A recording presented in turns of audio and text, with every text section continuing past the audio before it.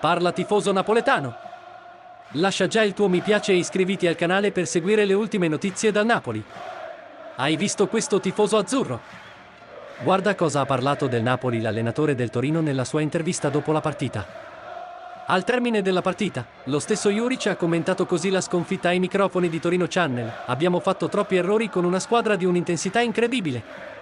Abbiamo fatto anche molte cose giuste fino all'1-0. Ci può servire molto per il futuro per capire cosa fare per arrivare a questi livelli.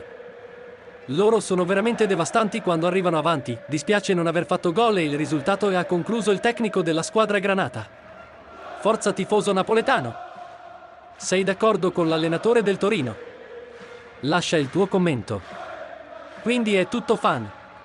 Mi fermo qui, tornerò più tardi per aggiornarvi con le ultime notizie dal Napoli. Non dimenticare di lasciare il tuo mi piace e di iscriverti al canale. Forza Napoli sempre!